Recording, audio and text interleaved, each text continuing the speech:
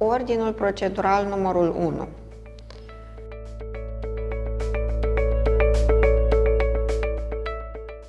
Ce este ordinul procedural numărul 1? În primul rând, ce este un ordin procedural?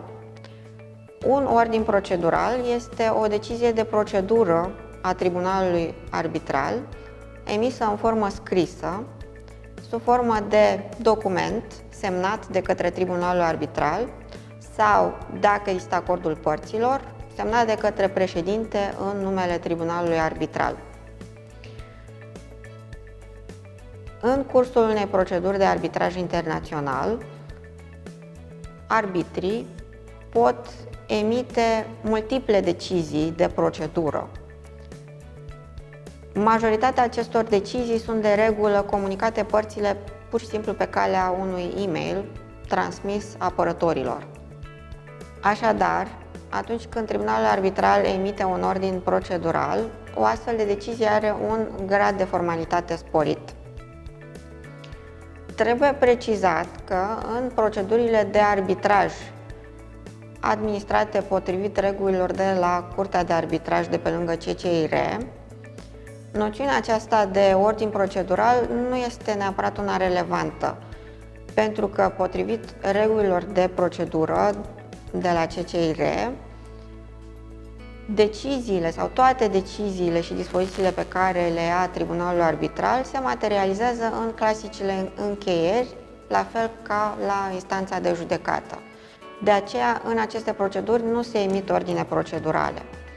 Însă, în majoritatea procedurilor de arbitraj internațional administrate potrivit principalelor seturi de reguli de arbitraj internațional, precum ICC, LCIA, VIAC, inclusiv UNCITRAL pentru procedurile de arbitraj ad hoc, tribunalul arbitral va emite în cursul procedurii astfel de ordine de procedură. Ordinul procedural numărul 1 este primul ordin procedural emis de tribunalul arbitral în cursul unei proceduri de arbitraj internațional, care are o semnificație aparte, pentru că în cadrul acestui document sunt consemnate regulile detaliate de procedură potrivit cărora se va desfășura arbitrajul respectiv. Aceste reguli sunt incluse fie în corpul documentului sau atașate la ordinul procedural numărul 1 ca o anexă privind regulile procedurale.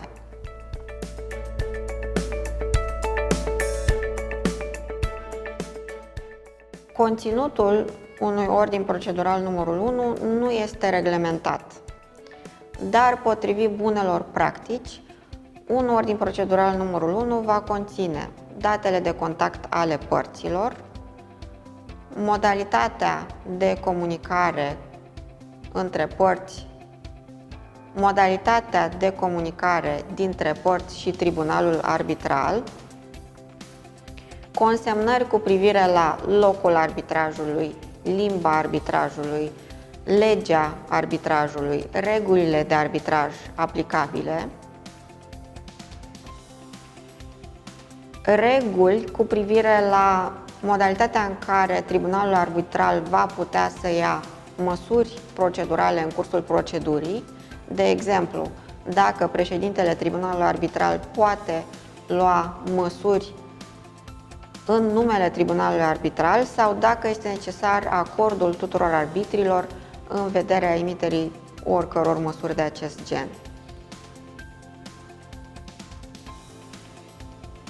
În ordinul procedural numărul 1 se va specifica și structura și cronologia procedurii de arbitraj, de exemplu, câte memorii vor depune părțile, în ce ordine vor fi depuse aceste memorii, simultan sau consecutiv, când se vor depune probele, de regulă odată cu memorii, dar nu întotdeauna. Dacă există alte etape ale procedurii arbitrale care se vor intercala cu memoriile părților. De exemplu, dacă părțile agrează că procedura arbitrală va include o procedură de document production, respectiv acea procedură în care părțile vor solicita reciproc disclozarea unor documente. Ordinul procedural numărul 1 va include și un calendar procedural de regulă, care va avea la începutul procedurii un caracter provizoriu, în cadrul căruia se vor identifica termenele la care părțile vor depune memoriile și vor îndeplini celelalte acte de procedură. Totodată, ordinul procedural numărul 1 se poate referi și la detalii precum modul de prezentare a memoriilor, respectiv suportul pe care sunt transmise memoriile către tribunalul arbitral, fie că este în formă electronică sau în formă fizică. Totodată se poate referi și la modul în care se vor prezenta probele, de exemplu, declarațiile de martor care se depun în scris, respectiv când se depun odată cu memoriile sau separat, sau rapoartele de expertiză. Totodată, ordinul procedural numărul 1 poate conține și detalii introductive cu privire la modalitatea în care vor fi audiați experții și martorii la audiere, dar trebuie avut în vedere că, de regulă, la momentul incipient al ordinului procedural numărul 1, aceste aspecte se discută în general, fără a intra în mare detaliu, astfel încât ulterior, înainte de audiere, se va relua subiectul, urmând ca părțile împreună cu tribunalul arbitral să agreze modalitatea de audiere a martorilor și experților. Pot fi incluse în ordinul procedural numărul 1 și alte detalii, precum confidențialitatea, reguli de etică, etc., în funcție de necesitățile fiecărui arbitraj internațional și în funcție de doleanțele părților și a modalității în care tribunalul arbitral înțelege să gestioneze procedura.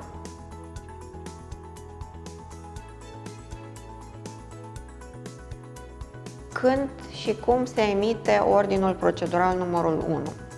Ordinul procedural numărul 1 se emite la începutul arbitrajului, de regulă după conferința de administrare a cazului, pentru că se presupune că la conferința de administrare a cazului părțile reprezentate de apărători și arbitrii discută toate aceste aspecte importante ale modului de desfășurare a procedurii arbitrale.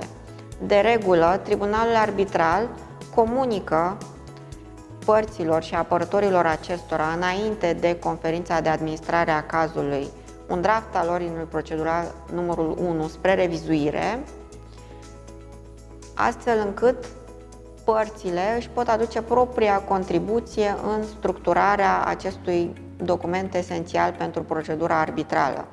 Uneori, tribunalul arbitral preferă ca părțile să aibă chiar o contribuție și mai activă la conceperea acestui ordin procedural numărul 1, în sensul că invită părțile să propună structura ordinului procedural numărul 1 sau chiar un draft de la care se poate porni discuția.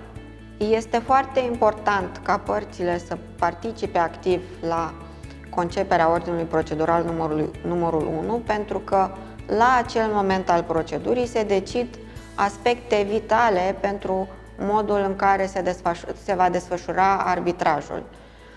De exemplu, deseori, apărătorii părților sunt din jurisdicții sau din sisteme de drept diferite și au așteptări diferite cu privire la diverse aspecte ale procedurii arbitrale. De exemplu, modul de prezentare a pledoariilor sau modul sau momentul de prezentare a probelor. Tocmai de aceea este foarte important ca toate aceste aspecte să fie clarificate de la bun început și agreate pentru a nu exista dispute ulterior.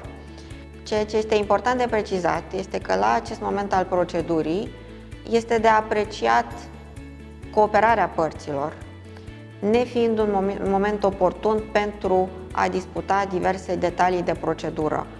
Tribunalul arbitral se va aștepta ca părțile să clarifice prin acord majoritatea aspectelor procedurale ivite sau discutate la începutul arbitrajului, astfel încât să rămână cât mai puține aspecte spre decizia tribunalului.